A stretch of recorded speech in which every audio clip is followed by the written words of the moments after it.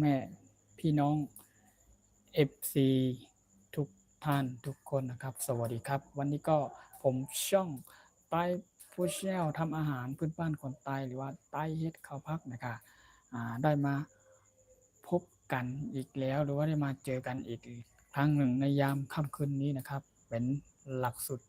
เมนูพื้นบ้านคนใต้หรือว่าพี่น้องคนใต้หรือกับข้าวอาหารพื้นบ้านคนใต้นั่นเองครับในยามค่ำคืนนี้มื้อดึกนะครับก็วันนี้ก็เป็นวันที่2นะครับก็โดยเที่ยงคืนค่ำมาแล้วเป็นวันที่2นะครับเดือนที่10 2025นั่นเองครับสำหรับพ่อแม่พี่น้อง FC ท่านใดนะครับหรือว่ารวมไปถึงพี่น้องต่างชาติต่างถิ่นต่างแดนนะครับต่างประเทศด้วยนะครับพี่น้องทุกภาคส่วนนะครับสำหรับพ่อแม่พี่น้องท่านใดที่ยังไม่หลับไม่นอนยังไม่หลับยังไม่นอนกันนะครับที่ยังอยู่ยังบางท่านก็อาจจะทำงานอยู่นะครับบางท่านก็อาจจะหลับไปแล้วนะครับก็หรือพี่น้องต่างชาติต่างถิ่นต่างประเทศนะครับรวมถึงพี่น้องแถวทางFC จากโซนยุโรปนะครับอาจจะยังไม่หลับไม่นอนกันก็เข้ามาเป็นแห้งอกแห่งใจเป็นกำลังใจให้ผมในช่องไต้เฮ็ดข้าวพักนะครับยินดีต้อนรับเข้าสู่ช่องไต้ปูชิเนลทำอาหารพื้นบ้านคนไต้ Welcome to my Thai Food Channel ทำอาหารพื้นบ้านคนไต้ Hi my friend everyone Hi my FC everyone good good evening เนาะ good evening นะครับก็นี่คือเลยเที่ยงคืนมาแล้วก็เป็นอันนั้นแล้วเป็น12now is now 12 13 minutes นะครับก็เป็นในยามช่วงกลางคืนแล้วก็เลยเที่ยงคืนมาแล้วนะครับสำหรับพ่อแม่พี่น้อง FC ต่างชาติต่างถิ่นต่างแดนมาทำกับข้าวแปลงกับข้าวหลักสูตรเมนูพื้นบ้านคนใต้ด้วยกันนะครับมา coming my FC everyone so many people coming welcome to my Thai Food Channel ทำอาหารพื้นบ้านคนใต้ I will ทำกับข้าวนะครับ I will ทำกับข้าววันนี้ก็หลักสูตรเมนูพื้นบ้านคนใต้นะครับนี่เมนูพื้นบ้านคนใต้นะครับปลาเนี่ยปลาตัวใหญ่จัดไปพร้อมพี่น้องปลาตัวใหญ่เนี่ยโอเคปลาตะเพียมปลาตะเพียมเนี่ยสุดยอดครับผมพี่น้องสุดยอดจริงว้าตัวใหญ่ไปใจก็โอเคตัวน้อยๆก็มีนะครับผมเป็นพี่น้อง FC ทุกท่านทุกคนนะครับนั่นปลาแล้วก็จากนั้นนะครับผมก็จะมีไม้ปิ้งนะครับไม้ปิ้งเพื่อจะปิ้งปลาให้มันสุกๆให้มันอร่อยนะครับเดี๋ยวก่อนนะครับผมจะก่อนอื่นนะครับผมจะต้องเขาเรียกว่าอะไรจะต้องหมักก่อนหมักเครื่องทาใส่พริกใส่เกลือนะครับอาจจะใส่เกลือป่นผงชูรสนะครับแล้วก็มีทั้งขิงนะครับผมจะตำขิงและกระเทียมนะครับตำขิงและกระเทียมสำหรับที่จะนำไปเขาเรียกว่าไปคลุกพริกก่อนนะครับคลุกพริกคลุกเครื่องก่อนค่อยนำกลับไปย่างบนเตานะครับอันนี้ตอกมัดนะครับโอเครอสักครู่นะครับ FC พอมีพี่น้องทุกท่านทุกคนนะครับเอามาพูดคุยทักทายกันผ่านทั้งช่อง YouTube นะครับ Welcome to my Thai Food Channel ทำอาหารพื้นบ้านคนไทย everyone ขอบคุณมากครับตอนนี้ก็คือผมจะอันดับแรกนะครับผมจะต้องหมักนี่ก่อนโอเคก็ใช้มีตะไคร้หน่อยตะไคร้อะไรตะไคร้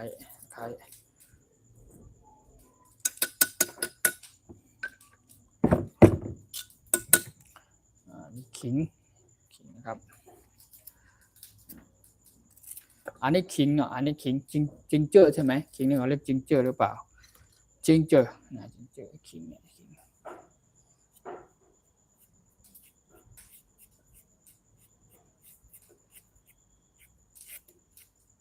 Welcome to my Thai Food Channel ทำอาหารพื้นบ้านคนไทย my FC everyone coming so many people coming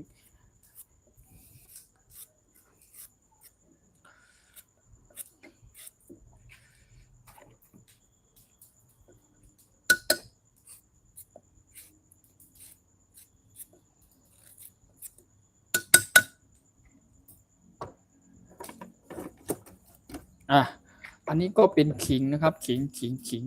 นะครับขิงเนี่ยขิงตำขิงเอาใกล้ๆเราเปิดไฟก่อนเนาะไฟไม่ค่อยสว่างเดี๋ยวรอแป๊บนึงมันมืดไปหน่อยนะครับรอสักครู่นะครับ just moment please just moment ไฟไม่สว่างไฟไม่ค่อยสว่าง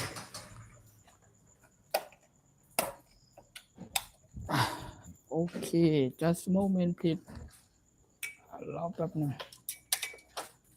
ไฟมันดับโอเคเห็นชัดก่อน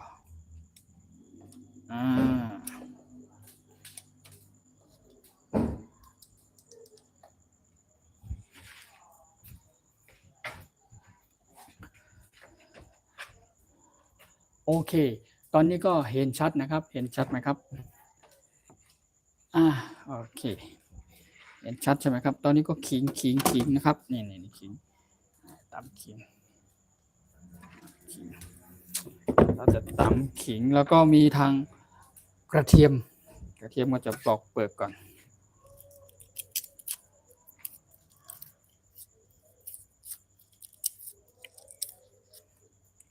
สวัสดีครับสวัสดีพ่อแม่พี่น้องครับ FC ทุกท่านทุกคนนะครับ My FC everyone นะครับ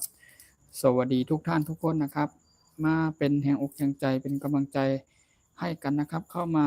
ทำกับข้าวแบ่งกับข้าวหลักสูตรเมนูพื้นบ้านคนไทยด้วยกันนะครับพ่อแม่พี่น้อง FC ทุกท่านทุกคนนะครับ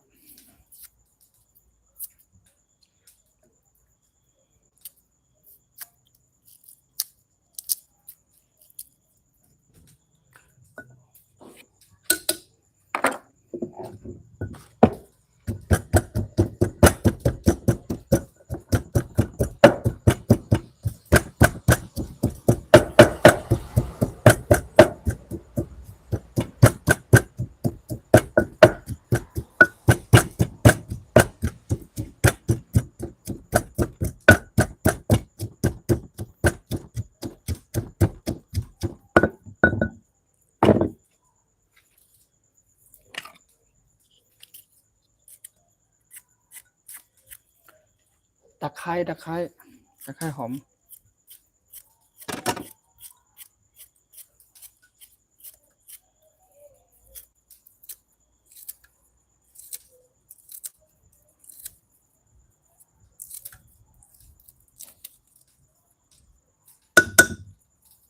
จริงๆใช้ไม้เดียวก็ได้มั้ง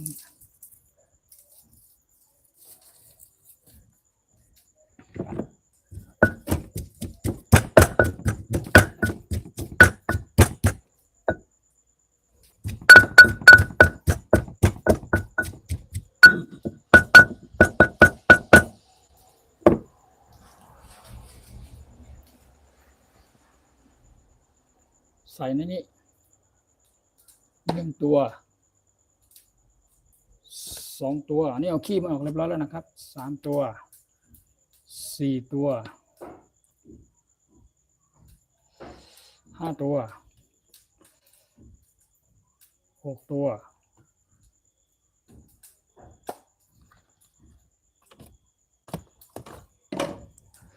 อันนี้เป็นปลาเนาะปลานี่ปลาเรียบร้อยก็ผมจะเอา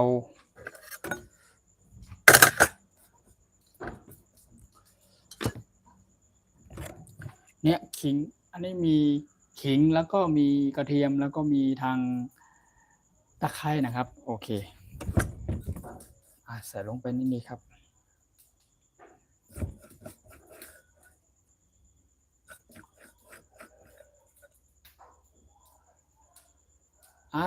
เรียบร้อย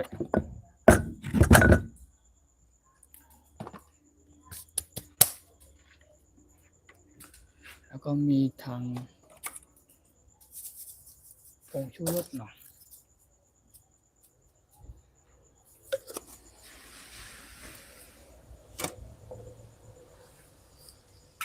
เกลือบนนะครับเกลือบนแล้วก็ผงรสดีนิดหน่อยผงรสดีนิดหน่อยแล้วก็มีทางน้ำตาล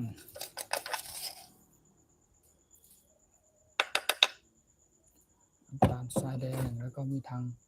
ขมิ้น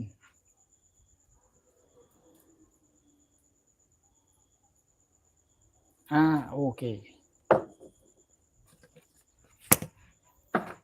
อุ้ย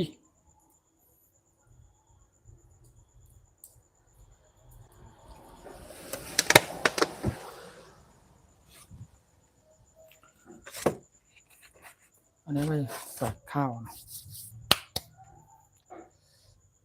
เรียบร้อยตอนนี้ก็คือผมนะครับอันนี้ก็เป็นปลานะครับปลานี่เอาไซขี้ผ่าเอาขี้มันออกเรียบร้อยนะครับปลานี่นะครับผมตำขิงตะไคร้แล้วก็มีทางกระเทียมนะครับแล้วก็ผมใส่ลงไป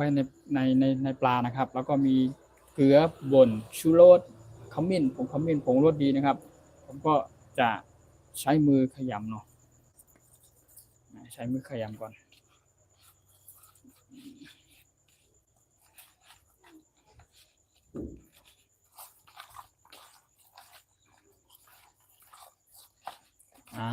นี่เอาให้มันเข้ากันเนาะน้ำมันด้วยตัวไม่ใหญ่เลยตัวประมาณนี้ตัวใหญ่ก็สุดยอดครับพ่อแม่พี่น้องนี่ตัวใหญ่นี่หลังจากที่หมักเครื่องปรุงพริกเกลือเรียบร้อยนะครับโอเคแล้วก็จากนั้นนะครับผมก็จะนำไม้นะครับนำไม้อาจจะไปปิ้งแบบนี้นะครับเดี๋ยวรอแป๊บนึงรอสักครู่นะครับ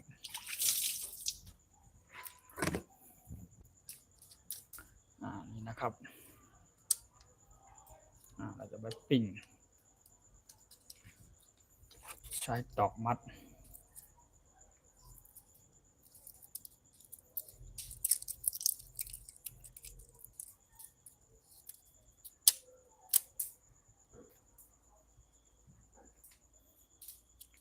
ปิ้งตัวใหญ่ๆก่อนเนาะปิ้งตัวใหญ่ๆก่อน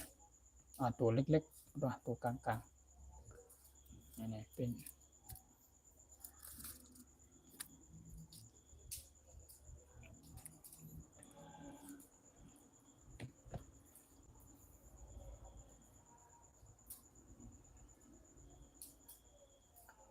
มัดก่อนแล้วก็ค่อยใช้มีดเนี่ยเล็ดๆกับห่อมีด3ตัวในตัวใหญ่จัดไปเลยเนี่ย3ตัวในตัวใหญ่มากเลย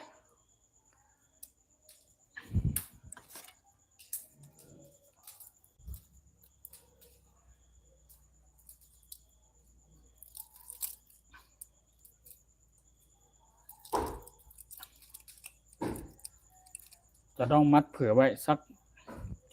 นิดหนึ่งกลัวว่ามันจะไม่แน่นนะมันจะหลุด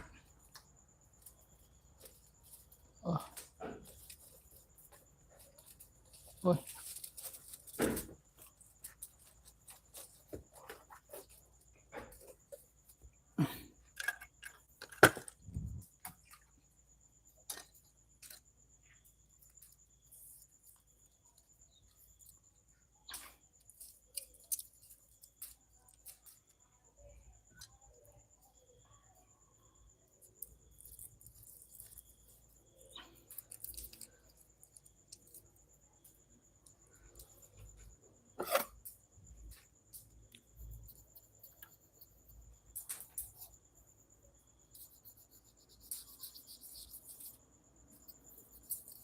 ปลามันยังตัวน้อยอยู่อ่อนๆอยู่เราไม่ต้องเอาเขาเรียกว่าเกล็ดปลามันกะเกล็ดมันออกนะครับใช้มีดแลดก่อนข้างนี้ด้วย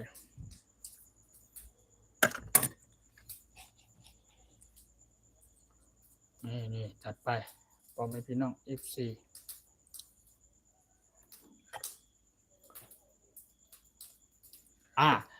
1 ไม้นะครับ1 ไม้1 ไม้จะนำไปย่างก่อน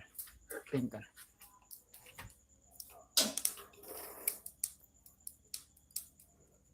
โอเค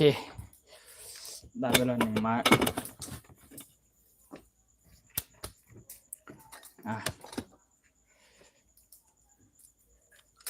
ส่วนอันนี้ก็ไม้น้อยๆเนาะ น้อยๆนี่ได้ก่อนมีกี่ตัวเนี่ย3 ตัว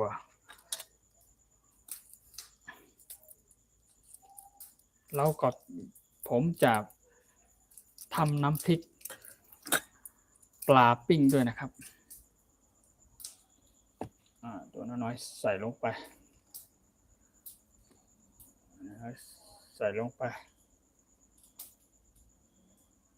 ตรงกลาง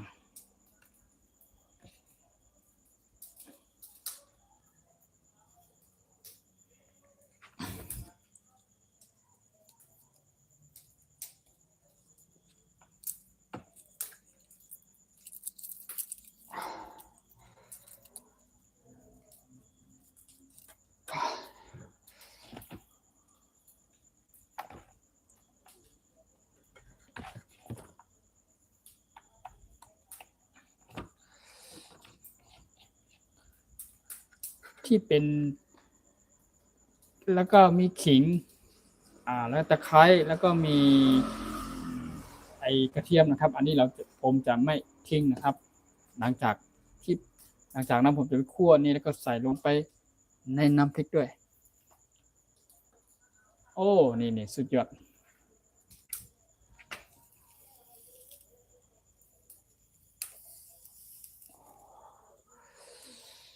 ใจเย็นมันไหม้เนาะ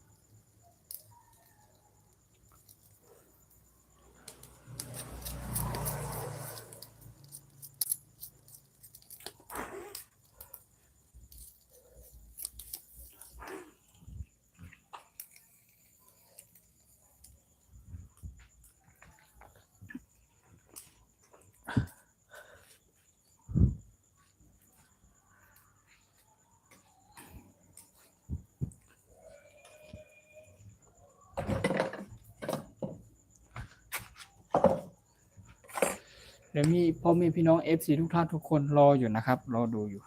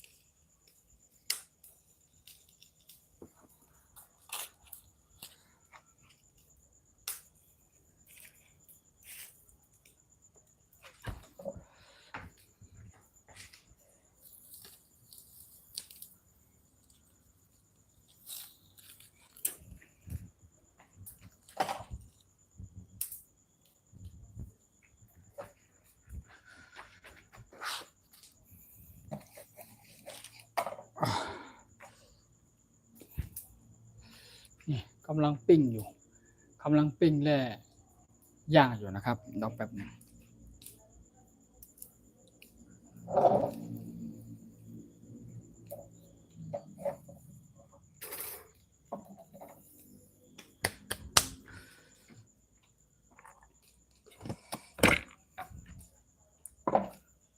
โอ้ยฮ้อนขนาด จากนั้นนะครับถั่วเน่าผมจะไปปิ้งถั่วเน่าด้วย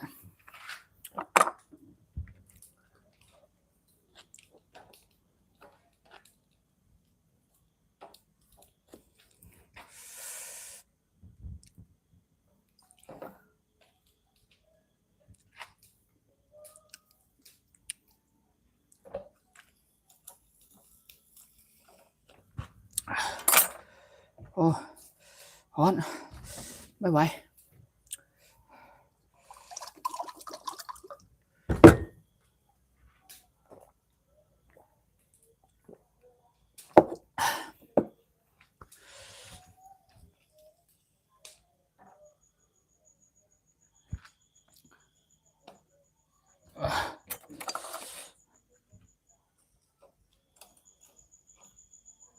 นี่ปิ้งถั่วเน่าอยู่หอม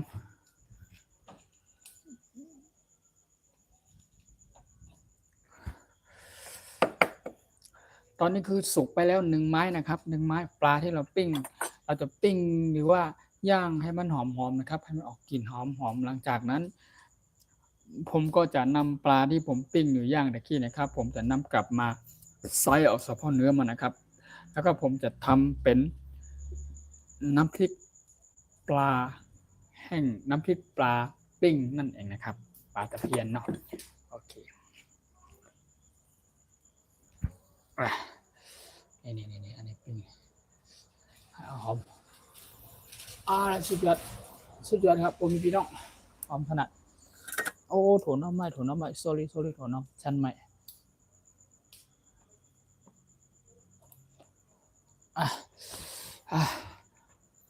ถั่วน้ำก็หอมไปได้ถั่วน้ำก็หอมถั่วน้ำขอไว้นี่ก่อนขอไว้นี่ก่อนแล้ว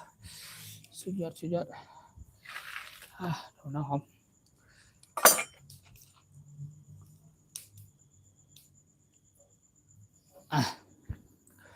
ตอนนี้ก็คือ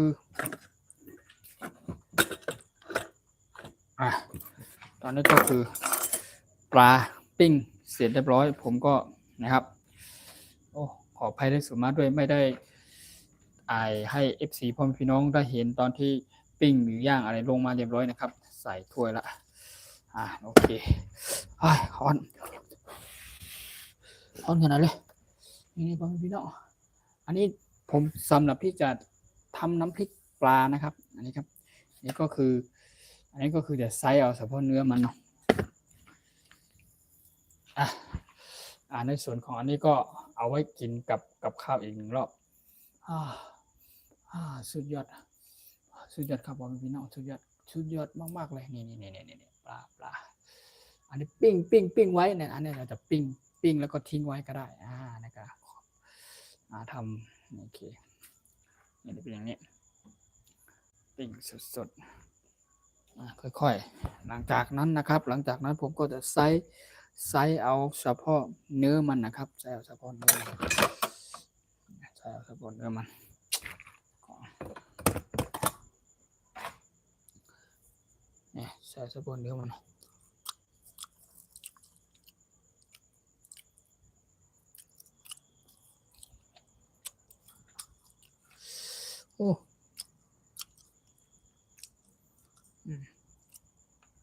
นะครับใส่เอาเฉพาะเนื้อมันนะครับปลากลางเยอะเหมือนกันเนาะ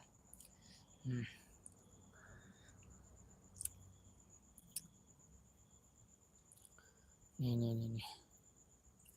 ใส่เอากลางมันออกก่อนหอมขนาดเลยหนังมันก็เอาได้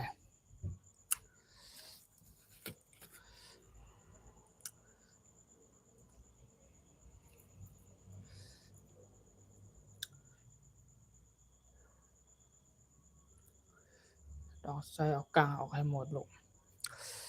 บอกว่าโอ้หมด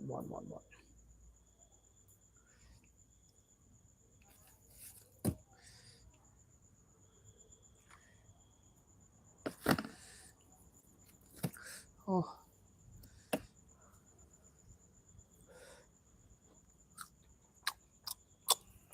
หอม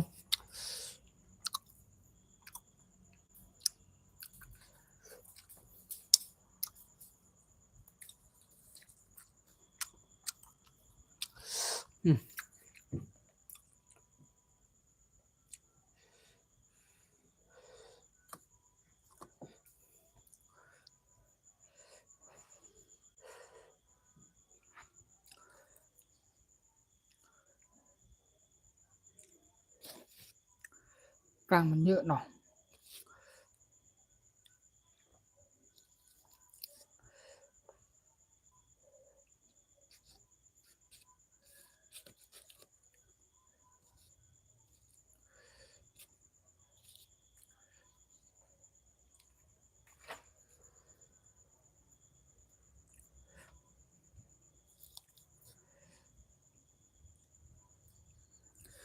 ตัวมันใหญ่เนาะตัวที่ใหญ่มันจะมีอยู่ประมาณ2ตัวที่ใหญ่กว่าเพื่อนนะครับอันนี้เนื้อมันจะเยอะหน่อย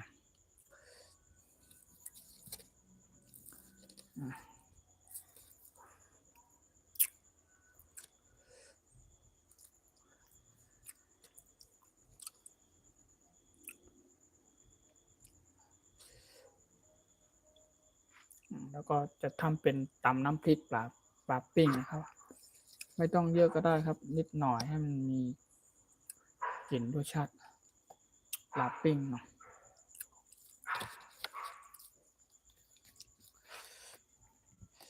แบบนึง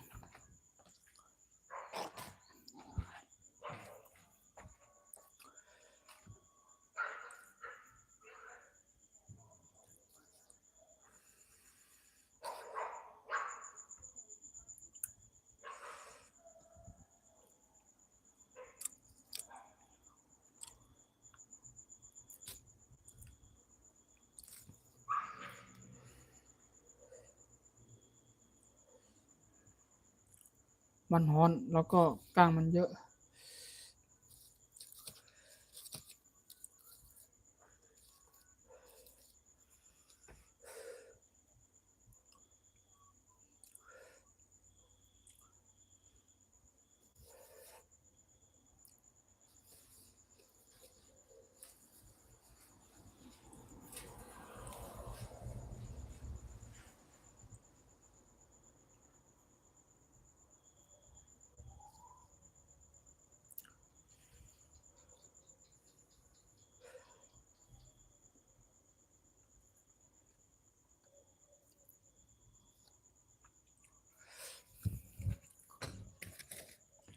อ่ะ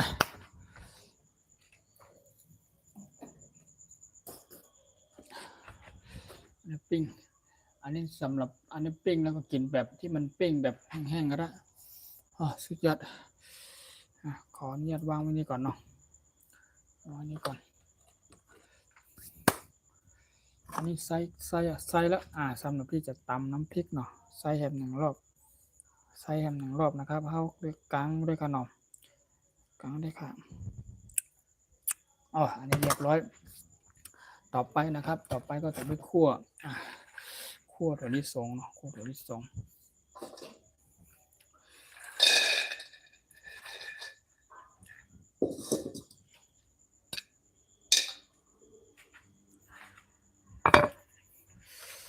ดำน้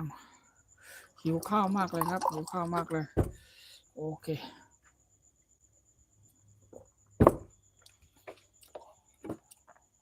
ยังไม่นอนหรอกครับยังครับยังไม่นอนเลยครับผมครับหิวข้าวหิวน้ำครับกับข้าวเมนูพื้นบ้านคนไทยหรือว่ากับข้าวหลักสูตรพื้นบ้านคนไทยมื้อดึกนั่นเองนะครับก็อยากจะให้พ่อแม่พี่น้อง FC ทุกท่านทุกคนมากินกับข้าวกับปลามาแปลงกับข้าวกับปลาด้วยกันนะครับตอนนี้ก็ปิ้งไปแล้วเนาะต่อไปนะครับต่อไปก็เขาจะตำโถนเน่าก่อนตำโถนเน่า ถั่วเน่านี่จะต้องเอาให้โคกให้มันแห้งๆก่อนเช็ดโคกก่อนเพราะเมื่อกี้ตำขิงแล้วก็ตะไคร้กระเทียมเนาะครับ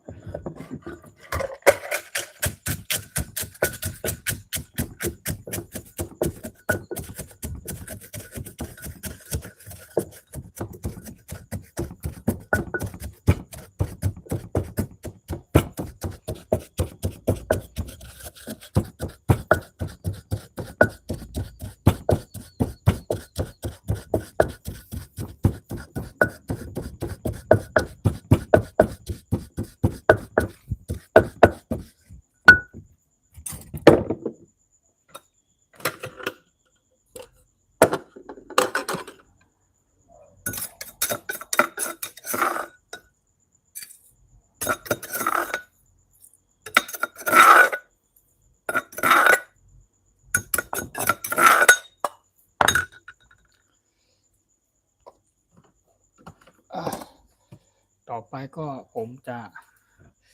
ถั่วเน่าผงถั่วเน่าแล้วก็จะอันนี้ก่อนระหว่างรอคั่วนี่อยู่โอ้ยคั่วถั่วลิสงอยู่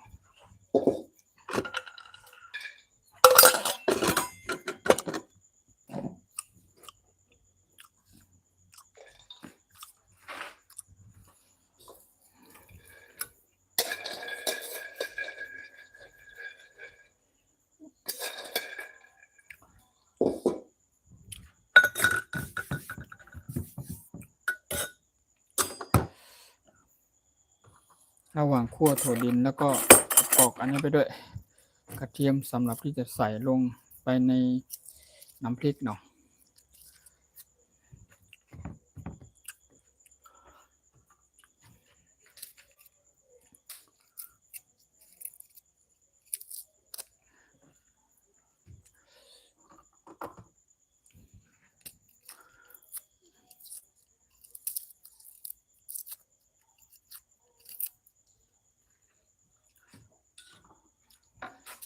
สวัสดีครับสวัสดีพ่อแม่พี่น้อง FC ทุกท่านทุกคนนะครับสวัสดีครับยินดีต้อนรับเข้าสู่ช่องไตฟู้ดชาแนลทำอาหารพื้นบ้านคนไตนะครับมาทำกับข้าวเมนูพื้นบ้านคนไตด้วยกันนะครับมา พูดคุยทักทายกันผ่านทางช่อง YouTube ช่องไตฟู้ดชาแนลนะครับมาครับพ่อแม่พี่น้อง FC ทุกท่านทุกคนนะครับอันนี้ก็คือถั่วลิสงสุกละ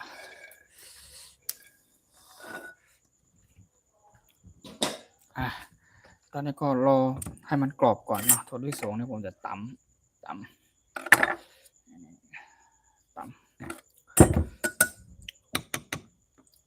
ปลอกกระเทียมก่อน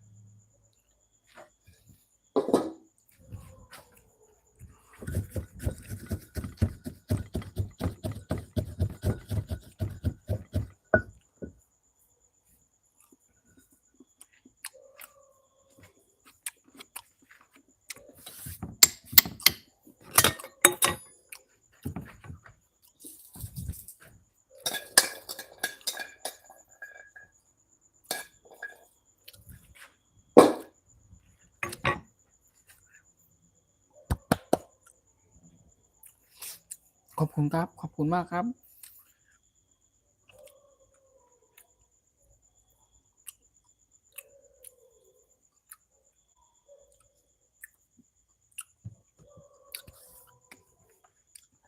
รอแป๊บหนึ่งนะครับก็จะสุกเรียบร้อยแล้วนะครับ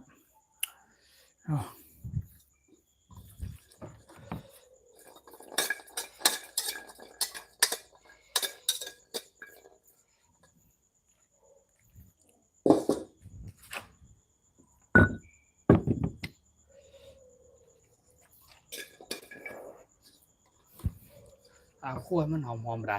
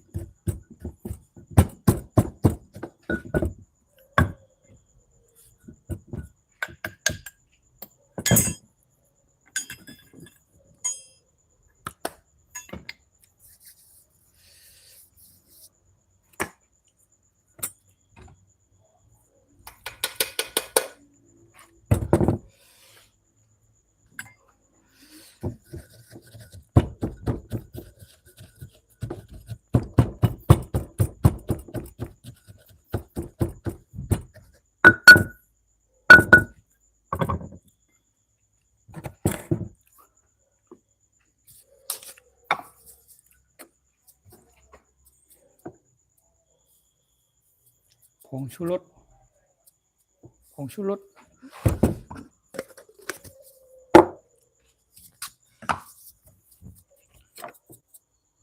เกลือป่น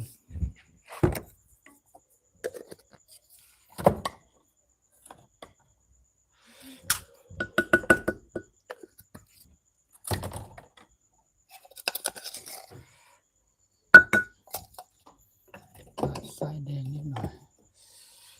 ก็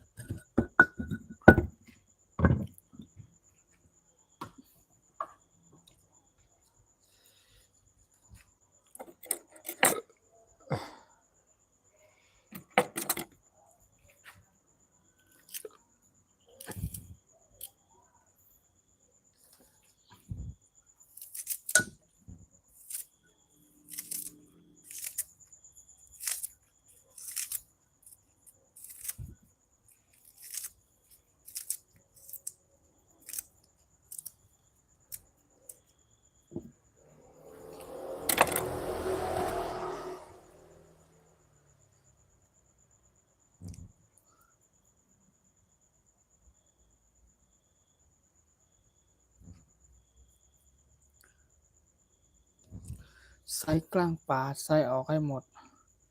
กลางปลานี่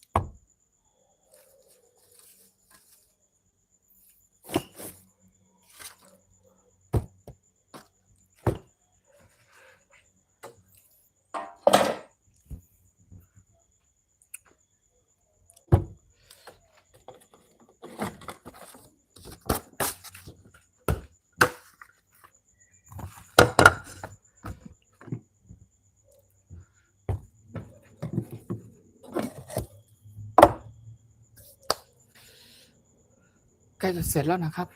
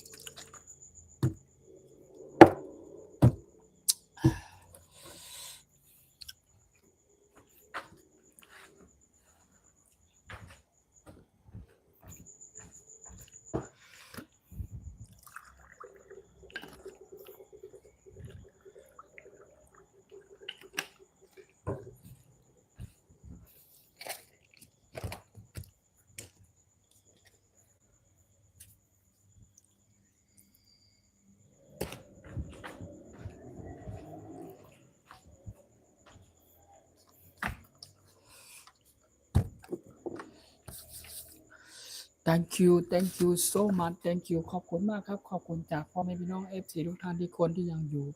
เป็นกำลังใจให้กันอยู่นะครับยังอยู่เป็นกำลังใจให้กันยังไม่จากหายไปไหนนะครับ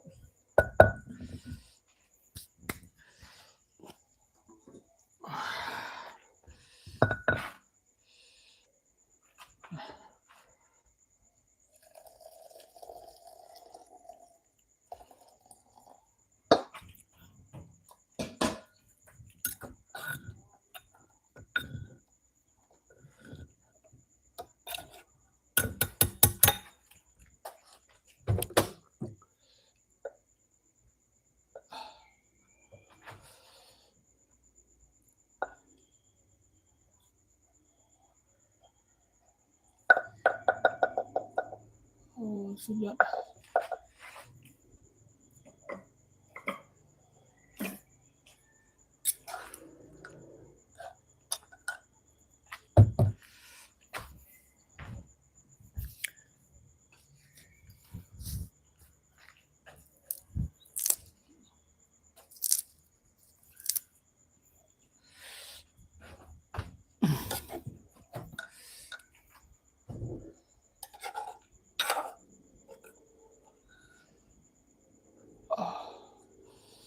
โอ้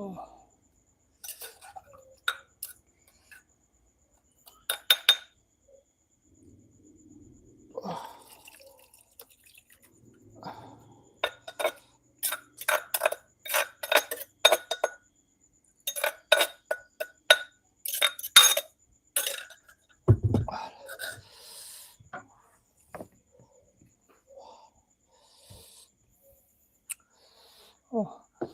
นี่สุดยอดครับพ่อแม่พี่น้อง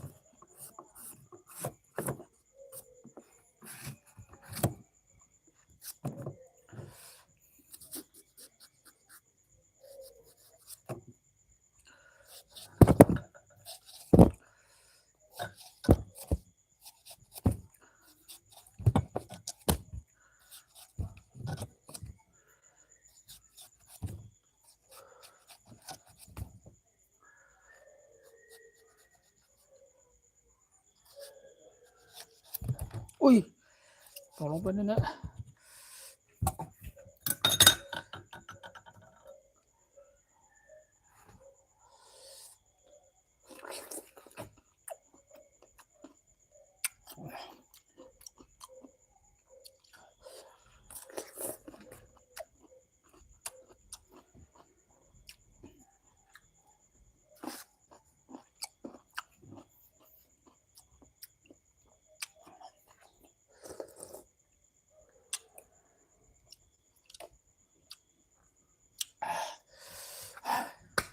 สุดยอด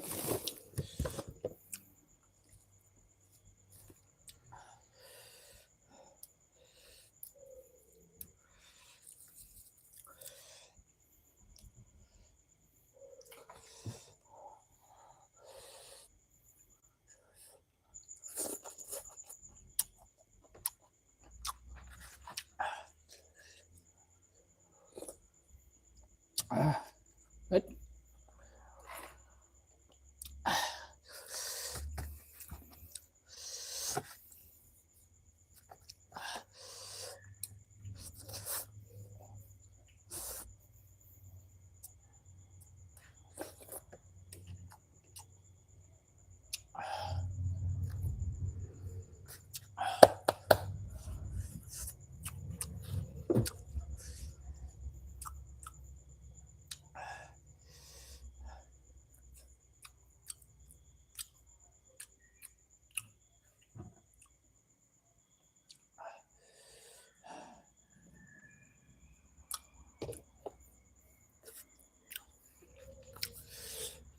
สุดยอดเต้ครับ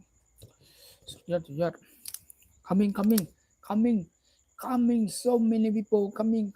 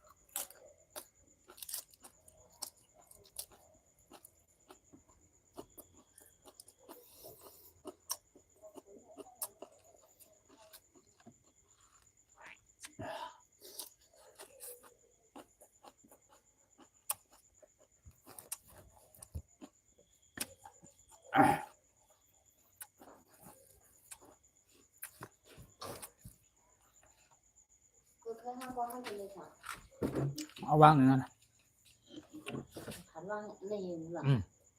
ห้างกินแค่ไอเนี่ยแผ่นเดียวก็พอละเอามานี่ก่อนโอเคที่เหลือเนี่ยก็เก็บไปเลยเอามานี่ที่เหลือก็เก็บไปเลยว่ามันไปกินก็โอเค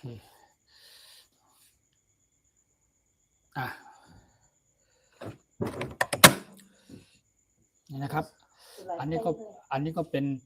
ข้าวตำงานะครับจากฝีมือคนเฒ่าเพิ่นทำแป้งข้าวตำงาเนาะครับนี่ข้าวตำงานุ่มๆเลยครับเดี๋ยวค่อยย่างทานหรือว่าอ่อมทานก็ได้อร่อยอันนั้นเก็บไว้ก่อนเลยงาไม่กินก็อันนี้ไม่เกลือโอเค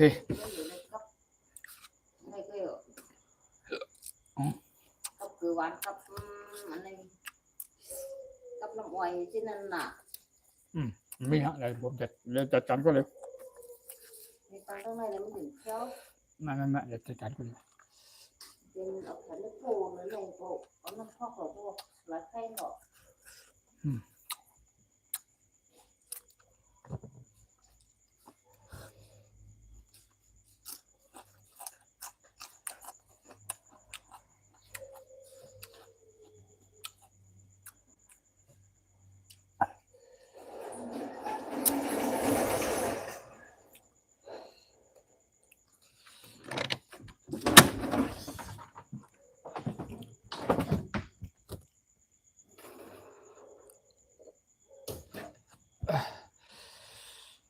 ก็ทำงานกินเนี่ย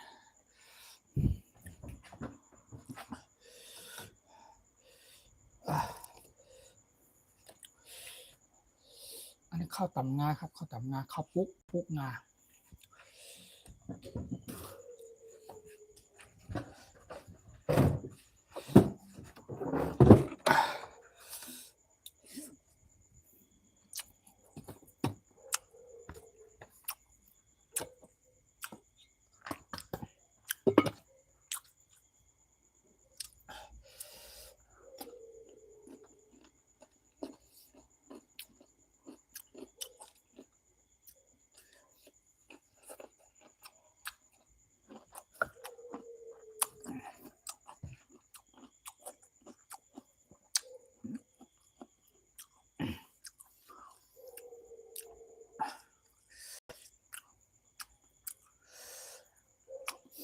หอมขนาด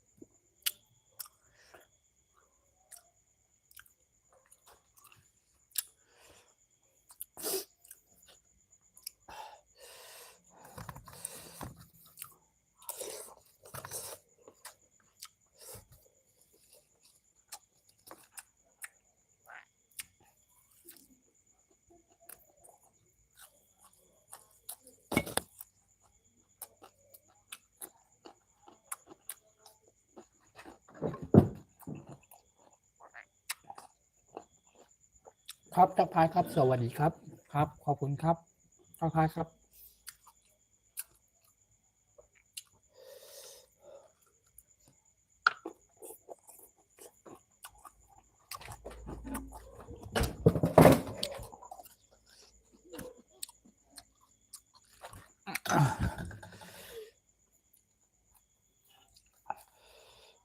ข้าวปุ๊กงาด้วย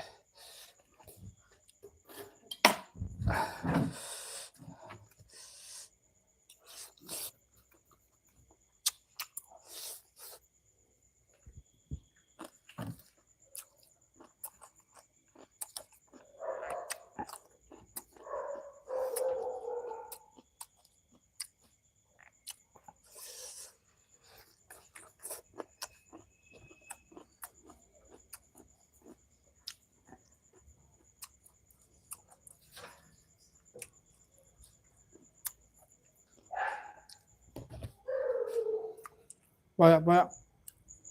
ออมไม่เป็นไร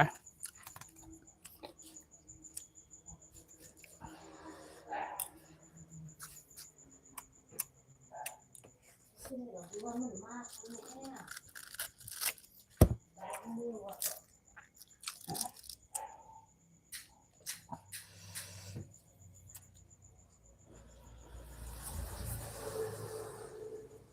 มากมันก็ไม่มากไม่มาก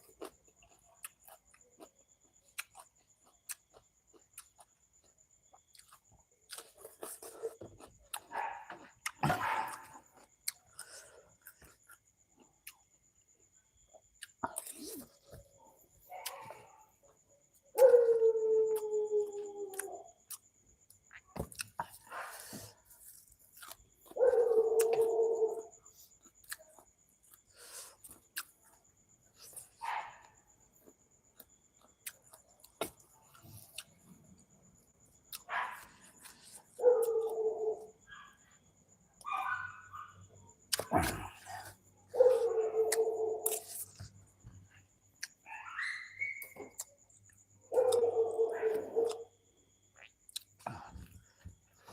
ว่าไอ้ผมว่าข้าวตับงาข้าวปุกงาข้าวปุกงาเอาปิ้งหรือห้างหรือย่างก่อนเดี๋ยวค่อยกินเนาะ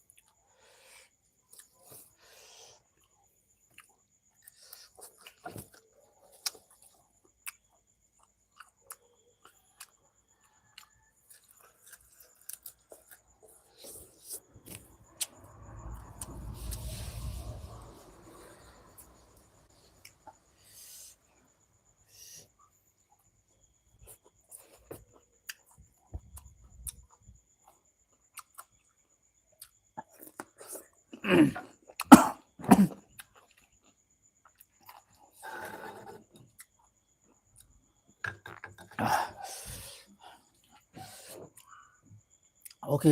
it's now 1 a.m. 1 a.m. already แล้วตี 1แล้วนะครับโอเคตอนนี้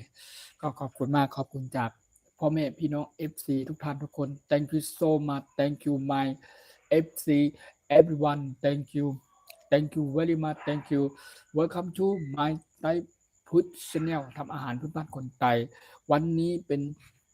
กับข้าวเมนูพื้นบ้านคนไทยเป็นน้ำพริกปลาปิ้งนะครับปลาปิ้งปลาตะเพียนเนาะปิ้งแบบเรากินกับข้าวก็มีนะครับอันนี้ก็เป็นตำน้ำพริกนั่นเองนะครับ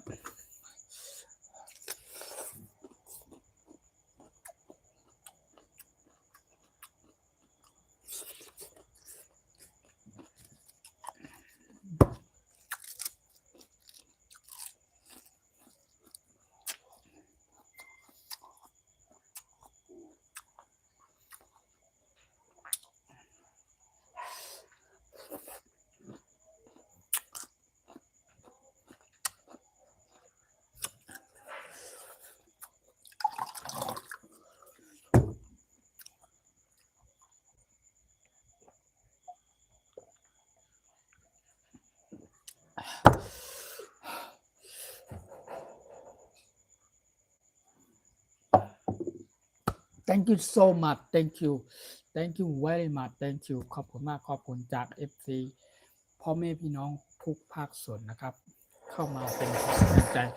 นกำลังใจให้ผมในช่องไทยฟู้ดแนลทำอาหารบ้านคนไทย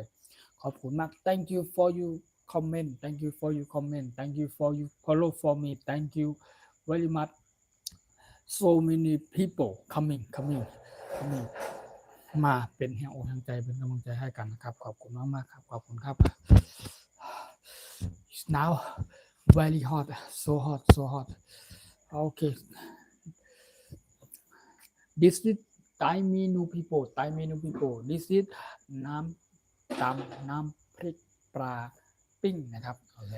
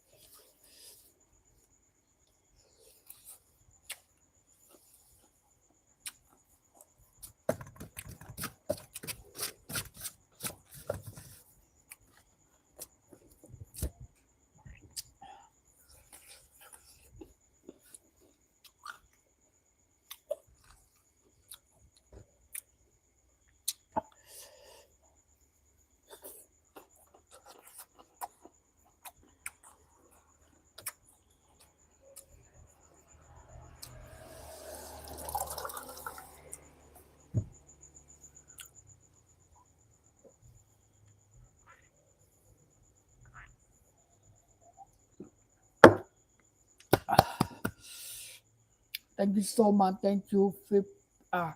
ตอนนี้ก็คือขอบคุณมากขอบคุณจากพ่อแม่พี่น้อง FC ทุกท่านทุกคนขอบคุณทั้ง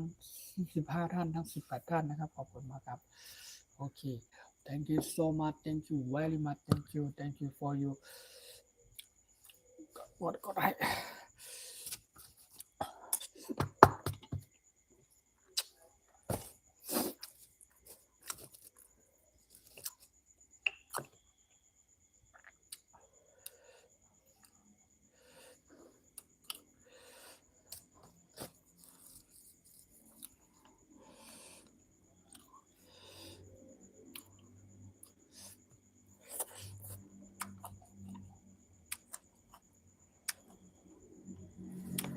อร่อย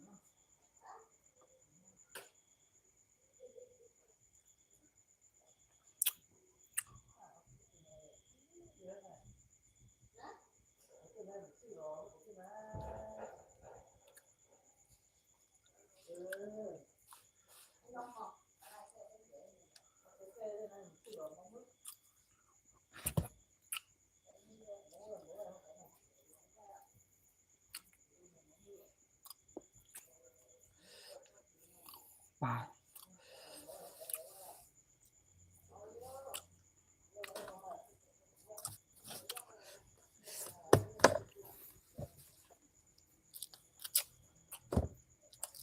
Thank you so much. Thank you. Thank you very much. Thank you. Thank you. Thank you for your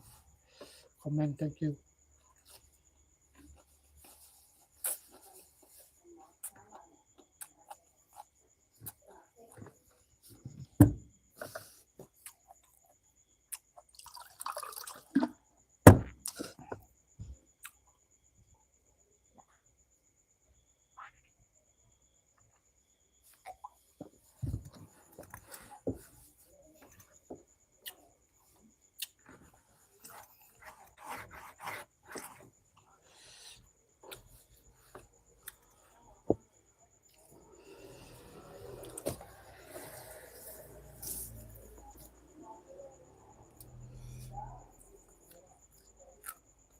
Thank you so much. Thank you.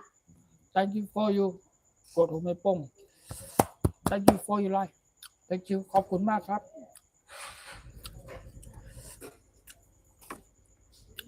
ขอบคุณครับ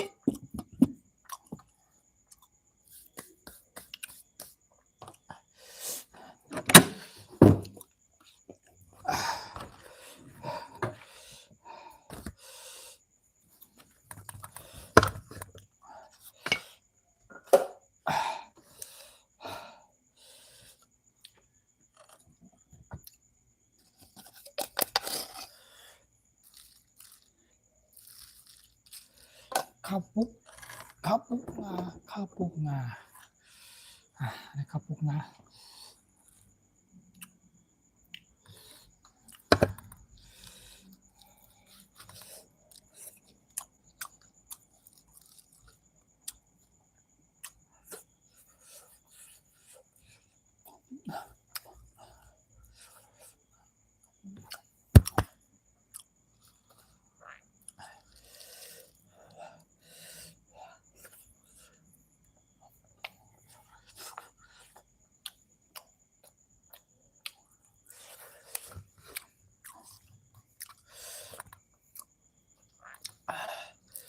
สุดยอด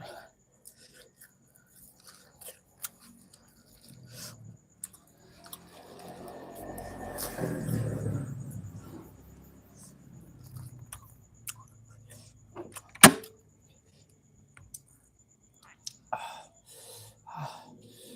มาปุกมา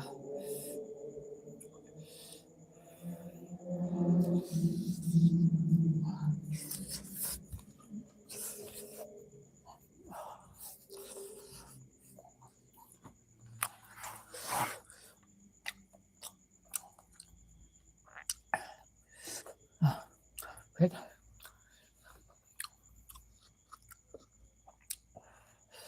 อันนี้ข้าวปุกงาข้าวตำงาหรือข้าวปุกงานั่นเองนะครับทำแบบสดๆใหม่ๆร้อนๆเลยนะครับย่างบนเตาถ่านนี่โอ้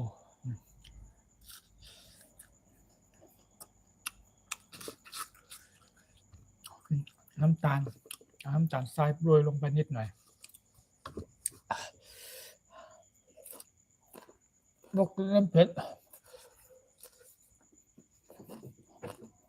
เพราะว่ากินน้ำพริกไปแล้วมันเผ็ดนะครับ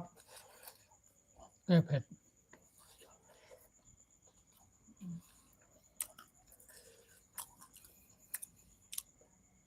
ก็วันนี้ก็อร่อยมากนะครับมีหลักสูตรเมนูพื้นบ้านคนไทยนะครับที่ผมได้พาพ่อแม่พี่น้อง FC ทุกท่านทุกคนได้มากินกับข้าวกับปลากันนะครับหลักสูตรเมนูวันนี้นั่นก็คือเรียกว่าปลาปิ้งนะครับแล้วก็ปลาปิ้งแล้วก็ทำเป็นน้ำพริกปลาปิ้งใส่ถั่วลิสงนั่นเองนะครับเป็นหลักสูตรนี้อร่อยแล้วก็ผักที่กินกับก็มีผักโขมเค็มนะครับผักอันนี้กินแล้วรู้สึกว่ามันเป็นยานะครับก็มีถั่วพูนะครับถั่วพูก็ถั่วปงนั่นเองนะครับมีมะแตงเนาะมะแตงตอนนี้ก็กินเรียบร้อยโอมเผ็ดอันนี้กำลังกินอันนี้ตามหลังอยู่ข้าวปุกงาให้ควันให้เห็นควันนี่ร้อนอยู่เลยสุดๆร้อนๆเนี่ยจากเป็นคนเฒ่าผู้ชำนาญการทำอาหารบ้านคนไทยเพิ่งแปลงเพิ่งเสร็จเมื่อสักครู่ที่ผ่านมานี่นะครับก็เป็นข้าวปุกงานะครับข้าวปุกงา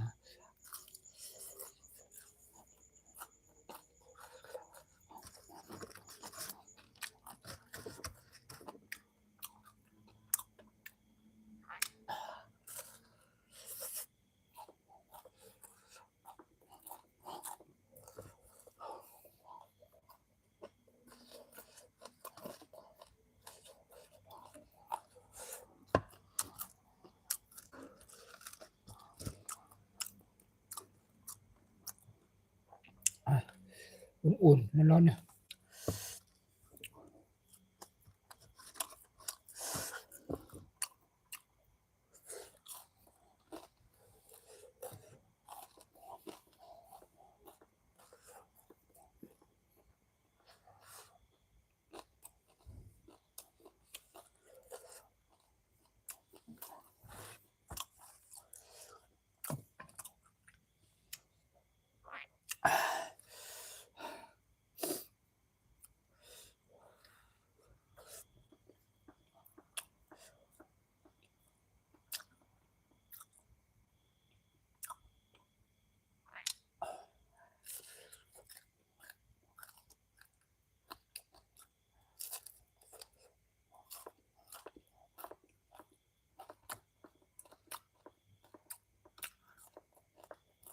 ร้อน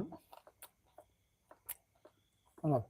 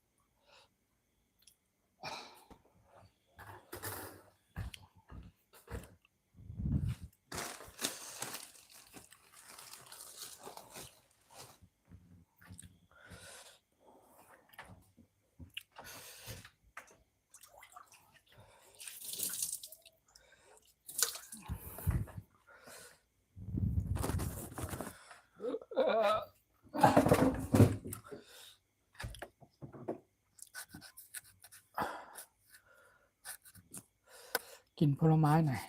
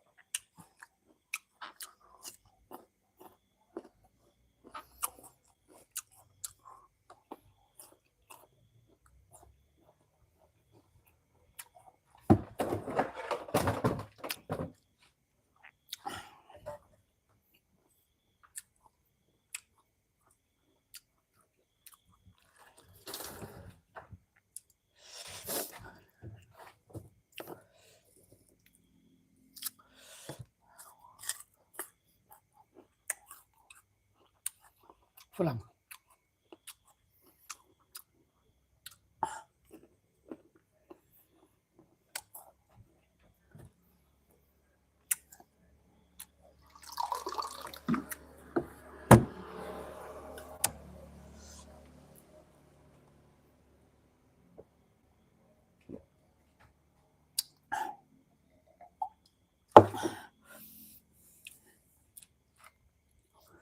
ขอบคุณพ่อแม่พี่น้องนะครับขอบคุณ FC จากพ่อแม่พี่น้องทุกภาคส่วนนะครับรวมถึงพี่น้องต่างชาติต่างถิ่นต่างแดนต่างประเทศด้วยนะครับขอบคุณมากที่เข้ามาเป็นกำลังใจให้เข้ามาเยี่ยมชมรับชมเป็นแห่งอกแห่งใจเป็นกำลังใจให้ในช่องไต้พุชแนลทำอาหารพื้นบ้านคนไต้นะครับแล้วก็ขอบคุณมากๆนะครับทุกๆครั้งหรือว่าในยามค่ำคืนหลัง5 ทุ่มหรือเที่ยงคืนนะครับของทุกๆคืนอาหารมื้อดึกพื้นบ้านคนไทยเอาคนไต้นะครับก็มี FC พ่อแม่พี่น้องที่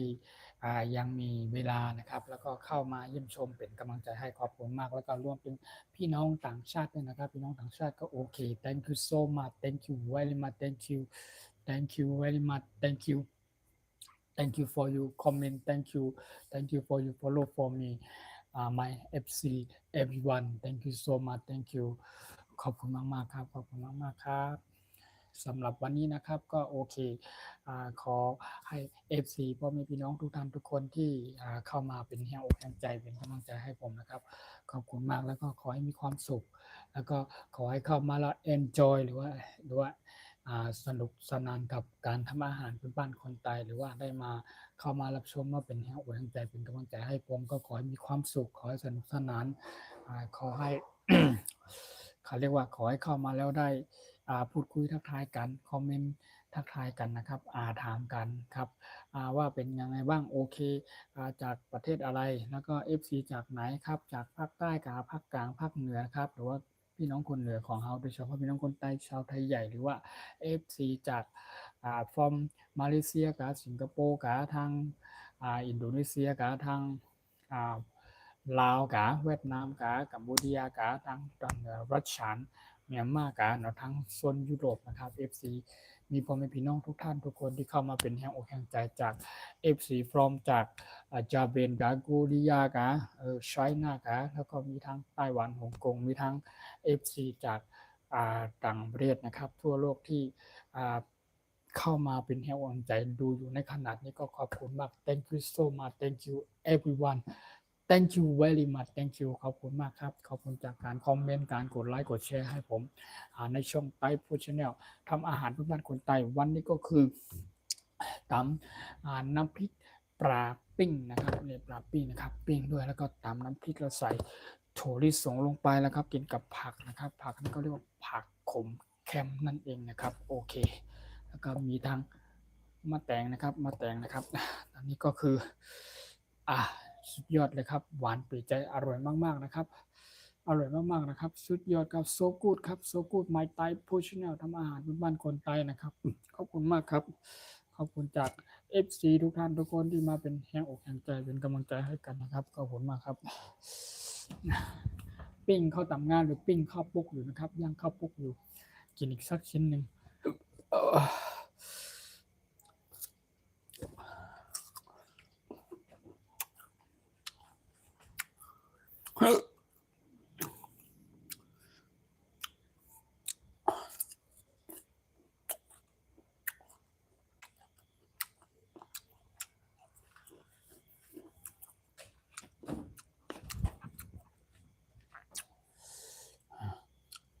ปิ้งข้าวปุกอยู่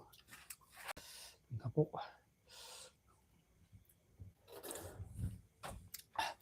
ขอบคุณมากๆครับ thank you so much thank you 15 people now 15 people or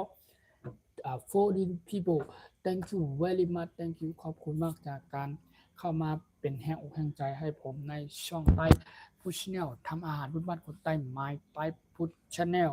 ทำอาหารพื้นบ้านคนใต้นะครับใต้เมนู people ใต้เมนูนะครับใต้เมนู and the เหลืองเขียวแดงตรงกลางพระจันทร์วงกลมนะครับดิสธงชาติไทยนะครับธงชาติไทยนะครับโอเคขอบคุณมากจากพ่อแม่พี่น้อง FC ทุกภาคส่วนนะครับ thank you so much thank you everyone thank you อร่อยมากๆอร่อยมากๆสุดยอดครับสุดยอด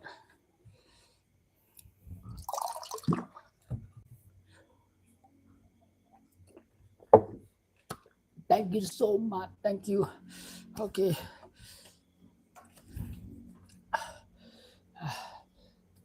ไหนๆยังก็เป็นข้าวทำงานกินเนี่ย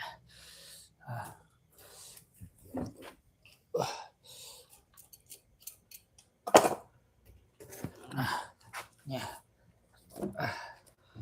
ข้าวทำงานกิน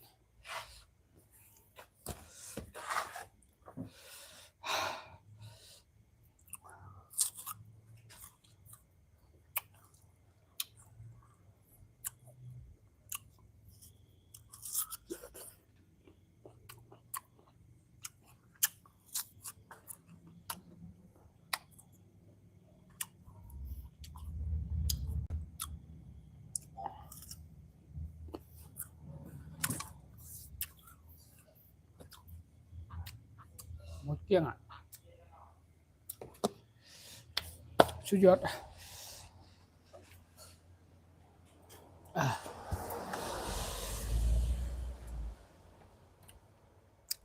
thank you so much thank you ขอบคุณมากครับขอบคุณจากการกดไลค์กดแชร์ให้ผมไลฟ์ช่องไต้พุชแนลทำอาหารเพื่อบ้านคนไต้วันนี้ก็มีตำน้ำพริกตำน้ำพริกปลานะครับน้ำพริกปลาปิ้งนะครับน้ำพริกปลาปิ้งสุดยอดเลยกินเสร็จเรียบร้อยนะครับเหลือน้อยเดียวนะครับเผ็ดนะครับ very spicy นะครับเผ็ดมากๆนะครับเผ็ดมากๆจะต้องกินผลไม้นะครับกินผลไม้แล้วก็กินผักนะครับกินผักเนี่ยผักนี่แล้วก็ถั่วปงเนาะปงก็ถั่วพูเนาะแล้วก็มีทางอันนี้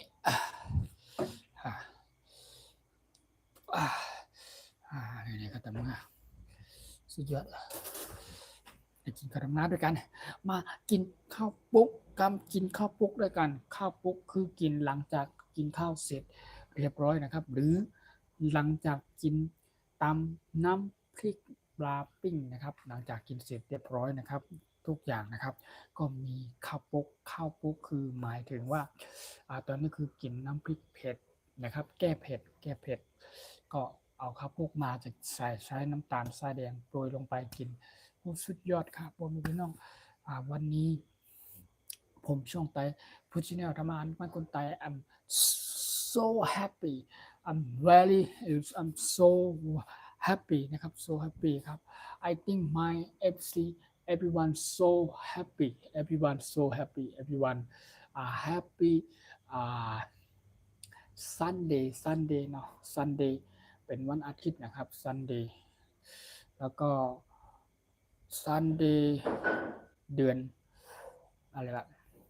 พฤศจิกายนนะครับเดือนที่11 2025นั่นเองนะครับ อ่าอ่าอีก2 วันนะครับอีก2 วันmaybe 2 day ลอยกระทง in Thailand ลอยกระทง in Thailand ครับ coming มาเที่ยวครับมาเที่ยวเมืองไทย Thailand มาเที่ยวโอเค I think so many people ปีนี้นะลอยกระทงนะมาเที่ยวกันนะครับสำหรับพ่อแม่พี่น้องต่างชาตินะครับขอบคุณมากๆนะครับขอบคุณจากการคอมเมนต์ขอบคุณจากการกดไลค์ขอบคุณจากการแชร์นะครับขอบคุณจากการติดตาม thank you for your comment thank you for your like thank you for your follow for me my FC everyone thank you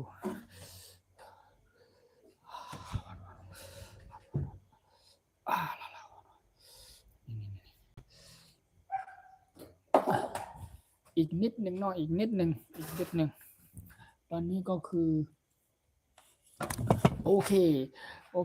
is now 1:48 minutesนะครับ 1:48 minutes นะครับโอเค I think 2 a.m. นะครับ2 a.m. จะหยุดไลฟ์แล้วจะขออนุญาตลงไลฟ์2 a.m. นะครับ thank you so much thank you ประมาณ2 นะครับผมจะขออนุญาตลงไลฟ์นะครับทุกครั้งนะครับหรือว่าที่ผ่านมาก็ดีนะครับผมไม่เคยแบบไลฟ์สดแบบนานขนาดนี้ครับจนถึงบ่าย2นะครับตอนนี้จะ2แล้วนะครับพอที่ว่าพรุ่งนี้ไม่ได้มีธุระไปไหนยามช่วงเช้าวันนี้ก็นอนดึกสักหน่อยนะครับนอนดึกแล้วก็ทำกับข้าวกับปลากิน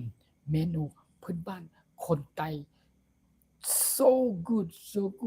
อร่อยมากๆครับอร่อยมากๆครับพ่อแม่พี่น้องกูก็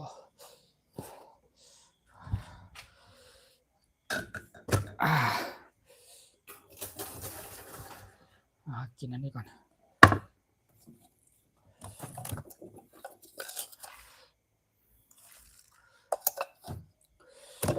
เผ็ด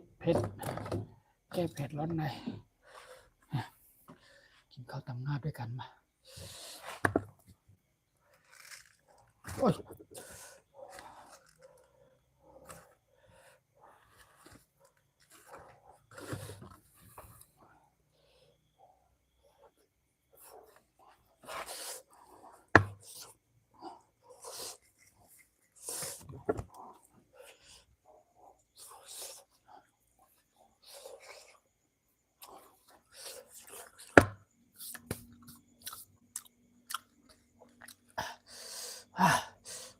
ซอส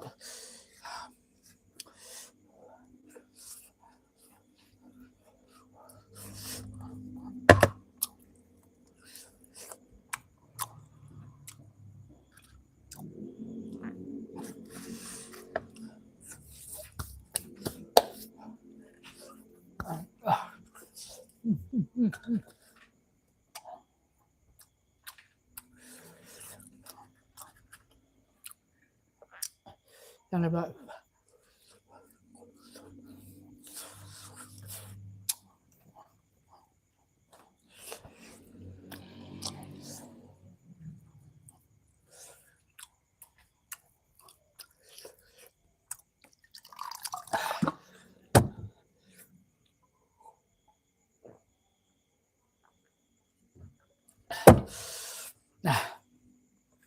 หลังจากที่ผมกินข้าวตำงาหรือข้าวปุกงาเรียบร้อยนะครับผมจะขอหยุดและขออนุญาตลงไลน์ก่อนนะครับโอเค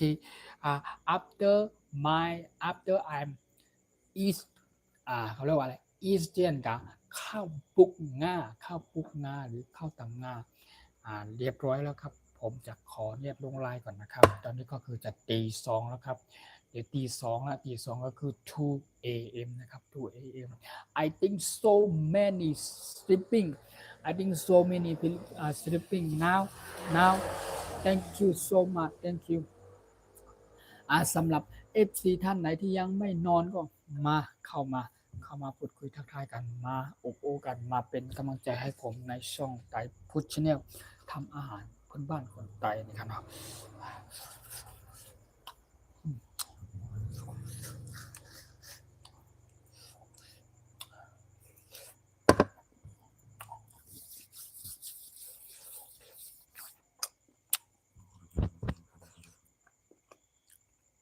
Thank you 23 people. Thank you so much. Thank you for you เข้ามาด้วยเข้ามาเป็นกำลังใจให้ Thank you for you follow for me. Thank you very much. Thank you. ขอบคุณมาก I love you. I miss you every sometime every time my FC. Thank you so much. Thank you. Welcome to my Thai Food Channel ทำอาหารพื้นบ้านคนไทยเข้ามายินดีต้อนรับทุกท่านทุกคนนะครับผมพี่น้อง FC ทุกท่านทุกคนนะครับขอบคุณมากครับขอบคุณมากครับหลังจากกินข้าวตำงาหรือข้าวปุกงาเสร็จเรียบร้อยนะครับผมจะขออนุญาตลงไลน์กันนะครับวันนี้ก็ใช้เวลาไปนานพอสมควรนะครับดึกมากนะครับ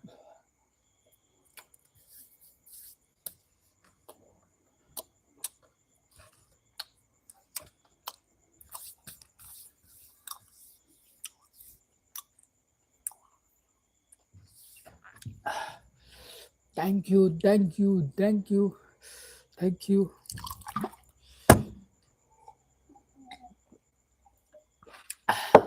เดี๋ยวขอแนะนำได้อธิบายอีกหนึ่งรอบนะครับก่อนที่ผมจะขออนุญาตลงไลน์นะครับโอเคตามน้ำพริกนะครับตามน้ำพริกปลาปิ้งนะครับปลาปิ้งอร่อยมากๆนะครับตามน้ำพริกนี่เนาะโอเคก็ข้าวแล้วก็ข้าวเจ้าข้าวสวยข้าวหมูเนาะแล้วก็ผักก็มีมะแตงมีผักขมแคมนะครับผักขมแคมกินกับอันนี้นะครับแล้วก็มีทั้งโถปูก็เรียกว่าโถปงนั่นนะครับเรื่องปลาแห้งนะปลาปิ้งนี่กันเนาะแล้วก็มีดังข้าวปุ๊กนะครับข้าวปุ๊กงาหรือข้าวตำงานั่นเองนะครับกินเสร็จเรียบร้อยอันนั้นก็เป็นผลไม้เนาะผลไม้ก็เป็นฝรั่งนั่นเองนะครับชอบกินมากๆนะครับเป็นผลไม้อีกชนิดหนึ่งที่ผมชอบทานมากๆนะครับอันนี้อร่อยกินแล้วมีประโยชน์นะครับมีประโยชน์เห็นผลจริงนะครับประสบการณ์จริงนะครับมันมีเขาเรียกว่ากากมันมีกากใยนะครับอาหาร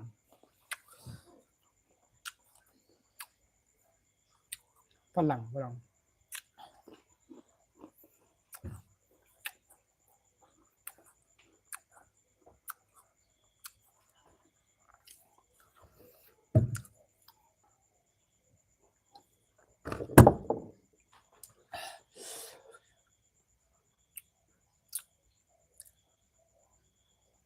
โอเค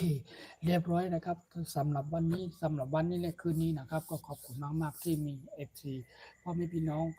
ทุกท่านทุกคนนะครับ everyone นะครับที่เข้ามาเป็นแห่อกำลังใจเป็นกำลังใจผมขอบคุณมากๆครับขอบคุณมากครับขอบคุณครับเรามาทักทายกันเป็นทางภาษาพี่น้องคนใต้หรือชาวไทยใหญ่หรือภาษาไทยหรือภาษาอังกฤษนิดหน่อยนะครับก่อนที่ผมจะขอ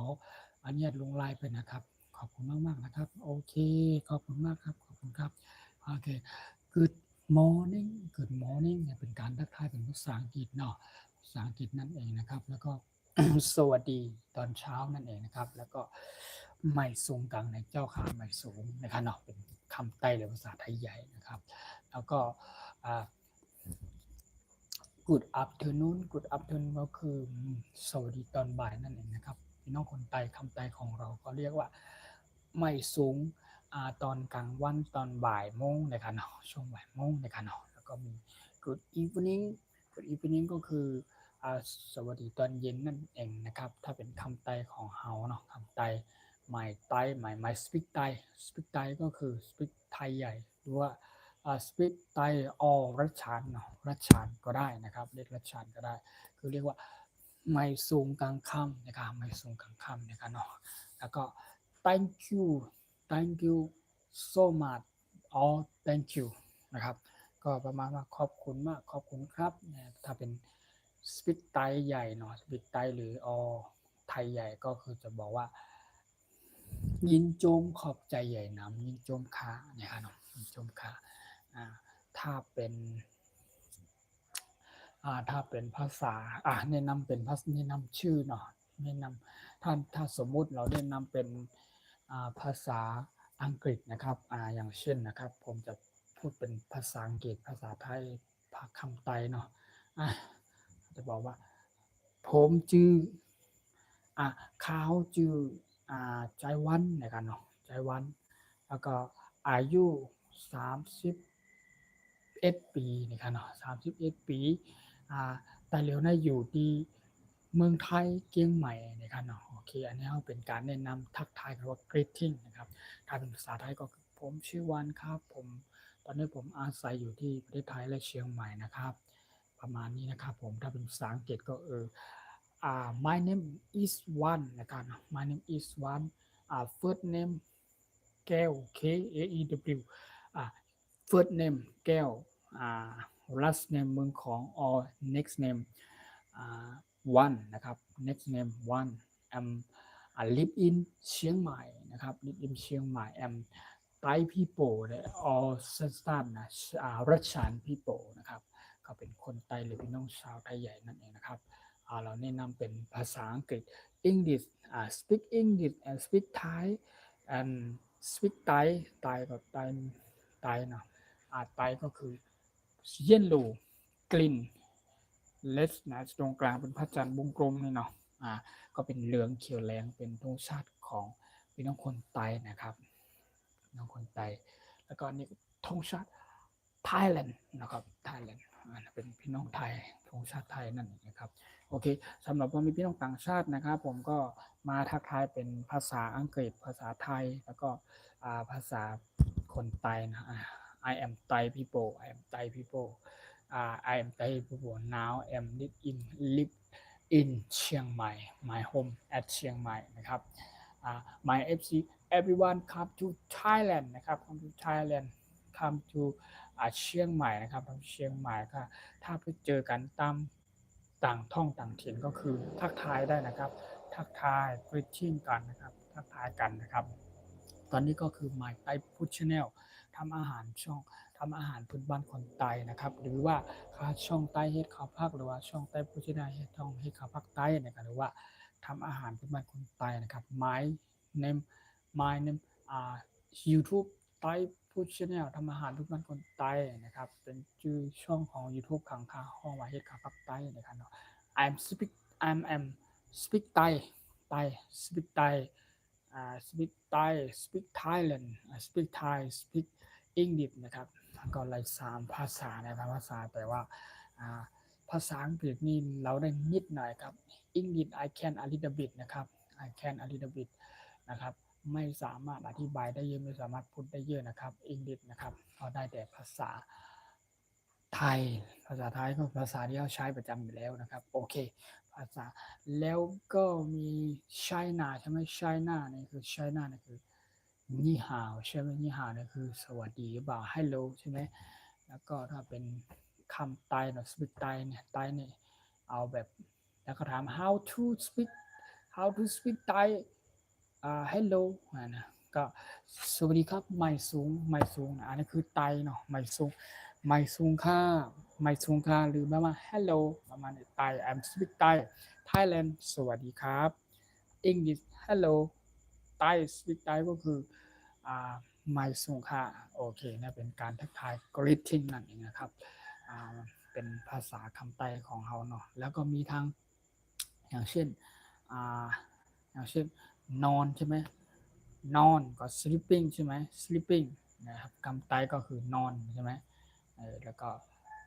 ข้างนอกใช่ไหมข้างนอกก็ outside ใช่ไหมถ้าเป็นภาษาไทยก็คือข้างนอกถ้าเป็นคำไทยก็ตั้งนอกนะครับตั้งนอกม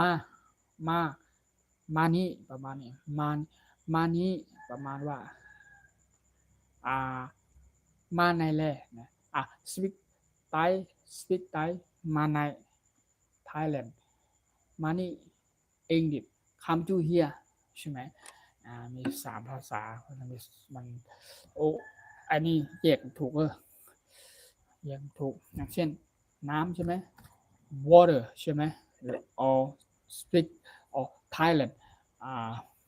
น้ำใช่ไหม speak Thai น้ำโอเคคล้ายๆกันก็ประมาณนี้นะครับ FC ทุกท่านทุกคนนะครับโอเคสำหรับวันนี้ก็ขอบคุณมากนะครับดึกแล้วนะครับตอนนี้ก็คือตี 2แล้วครับโอเค is now time 2 a.m. already 2 a.m. already ตอนนี้ก็ตี 2เรียบร้อยแล้วนะครับ ถ้าเป็นคำใต้ก็คือ2 โมงเยี่ยวหยาเยี่ยวโอ้ไม่ไหว so sleeping I think my FC everyone or so many sleeping เนาะเหมือนผมมีทูเนาะโอเคแล้วก็อ่า Thailand เนี่ยคือเป็น two night ใช่ไหมต่างประเทศก็เป็น daytime นะครับโอเคอาจจะแตกต่างกันไปนะครับแตกต่างกันไปนะครับโอเค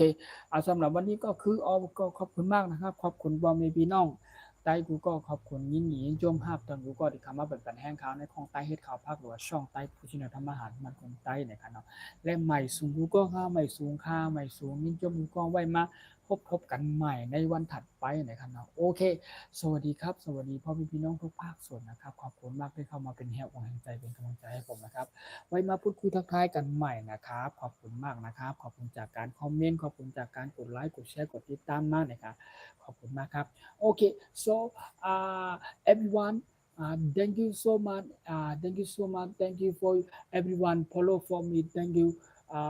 so much thank you for everyone subscribe and share for me thank you very much thank you everyone for comment thank you for your comment thank you very much okay it's now now is now time 2 a.m. 2 a.m. already แล้ว okay. I come to see you again maybe I come to see you again okay I come to see you again next day or next week โอเคค่อยมาพูดคุยทักทายกันใหม่เจอกันใหม่ครับสำหรับวันนี้ก็คือfor today thank you so much thank you very much thank you โอเคค่อยมาพูดคุยทักทายกันใหม่นะครับสำหรับวันนี้ก็ขอบคุณมากนะครับขอบคุณ FC พอมีพี่น้องทุกท่านทุกคน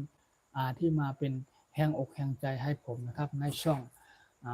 ไต้ผู้ชี้แนวทำอาหารพื้นบ้านคนไต้นะครับโอเคขอบคุณมากครับ thank you for you like thank you for you comment thank you for you follow for me thank you very much thank you โอเคขอบคุณมากครับขอบคุณจากพ่อแม่พี่น้อง FC ทุกท่านทุกคนนะครับ is now outside raining นะครับตอนนี้ฝนตกนะครับraining ครับ now in เชียงใหม่นะครับเชียงใหม่raining ครับข้างนอกฝนตกนะตกหนักนะครับกำลังตกนะครับโอเค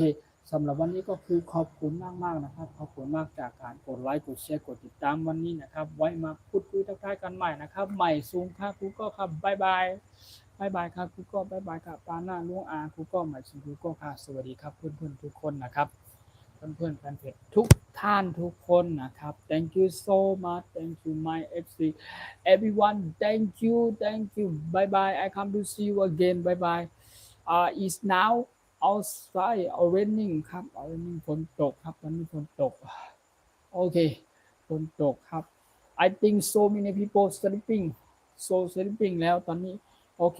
I am ก็เช่นกันนะครับ I am ก็เช่นกัน so sleeping เหมือนกันoh thank youกินข้าวเสร็จเรียบร้อยครับโอ้อร่อยมากๆครับ so good ตอนนี้ผมง่วงแล้วโอเคไว้มาพูดคุยทักทายกันใหม่นะครับขอบคุณมากครับขอบคุณจากพ่อแม่พี่น้อง FC ทุกท่านทุกคน thank you very much thank you my friend thank you bye bye see you again my friend see you again I meet you every day I meet you every sometime I love you every day I love you my FC every sometime thank you for you comment thank you for you like thank you for you follow for me thank you so much thank you ขอบคุณมากๆครับโอเคขอบคุณมากๆครับใหม่สูงก็ครับใหม่สูงโอ้ไม่ไหวแล้วนี่ตำน้ำพริกเนี่ยทำน้ำพริกปลาปิ้งนี่พริกปลาปิ้งหมดเกลี้ยงเรียบร้อยโอ้หอมสุดยอดอันนี้ก็เป็นข้าวปุ๊กเหรอข้าวปุ๊กข้าวปุ๊กเนี่ยข้าวปุ๊กไต people ไต something ข้าวปุ๊กข้าวตำงานะครับไต something เรียกว่าข้าวปุ๊กข้าวตำงานั่นเองนะครับอันนี้อร่อยมากนะครับอันนี้โซกูดนะครับโอเคอร่อยมากๆนะครับกินไปแล้ว2 แผ่นนะครับ โอเคโอเคขอบคุณมากครับขอบคุณครับขอบคุณครับขอบคุณจากการเข้ามาติดตามรับชมนะครับโอเคบายบาย after นะครับ maybe after I'm drinking water after finish I will stop แล้วจะขอเนี่ยลงไลน์แล้วหลังจากกินน้ำดื่มน้ำเสร็จเรียบร้อยนะครับโอ้โห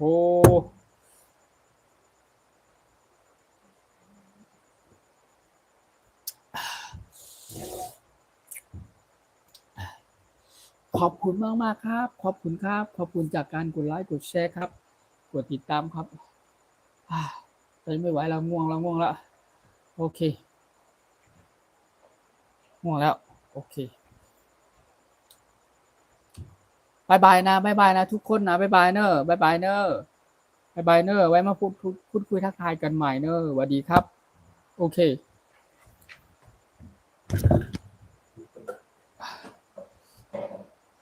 จะขออนุญาตลงไลน์ก่อนนะครับขออนุญาตลงไลน์ก่อนไว้มาพูดคุยทักทายกันใหม่นะครับพ่อแม่พี่น้อง FC ทุกท่านทุกคนนะครับ see you again see you again my FC everyone thank you bye bye bye bye bye bye now one is uh 2:09 AM 2 AM 9 minutes already ครับตอนนี้ครับตีสอง9 นาทีแล้วนะครับไว้มาพูดคุยทักทายกันใหม่บายบายบายบายบายบาย everyone บายบายบายบายค่ะกูก็ค่าไม่สูงค่าขอบคุณมากทุกท่านทุกคนนะครับสวัสดีครับสวัสดีครับขออนุญาตลงไลน์ก่อนนะครับเดี๋ยวจะตีสองแล้วอีกสักประมาณอ่าอีกสักประมาณ3 นาทีเนาะอีก3 minutes 3 minutes ก็คือ2 hour already นะครับ I use time เขาเรียกว่าอะไรเราใช้เวลาไปประมาณประมาณบ่าย1 ชั่วโมง 57 นาทีแล้วนะครับอีกสักนิดหนึ่งก็ผมจะขออนุญาตลงไลน์นะครับผมมีพี่น้องกูโก้ค่าไม่สูงที่มาปันแห้งกูโก้ขนาดผมมีพี่น้องกูโก้ค่าไม่สูงโอเคบายบายบายบายแทงกำหนึ่ง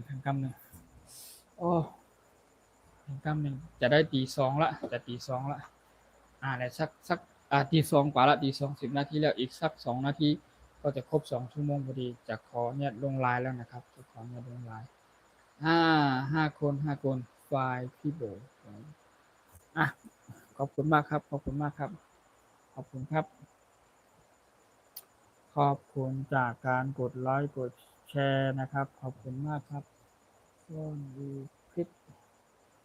การจัดแสงอันนี้คือสร้างโอเคโอเคใกล้ละจะขออนุญาตแล้วจะขออนุญาตอันนี้ฮู้จักก่อนเนี่ยโถปูอันนั้นเป็นโถปูเขาเรียกว่าโถโปงนั่นเองครับคำไตพี่น้องคนไทยชาวไทยใหญ่ของห้องว่าโถโปงนะครับพี่น้องคนไทยคนเมืองห้องโถปูนะครับกินกับน้ำเพชรอันในหวานเปรี้ยวใจกันในหวานเปรี้ยวใจสุดยอดโซกูดเลยกินกับนี้นะครับโถปูแล้วก็มีตั้งพักโขมแคมในตอนนี้นี่พักโขมแคมน้ำเนี่ยบอลนั้นน้ำ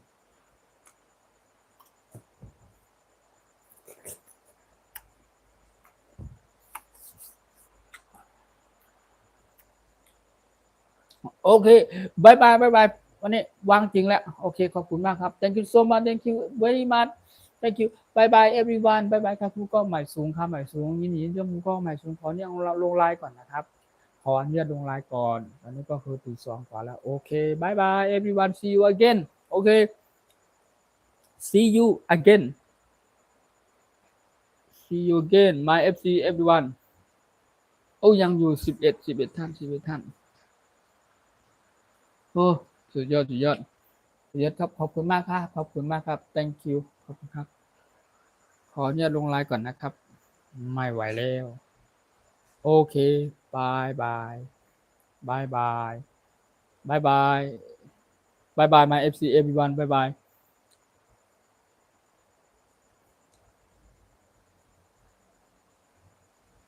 นาที2 ชั่วโมงนาทีวางแล้วเด้อเดี๋ยวก่อน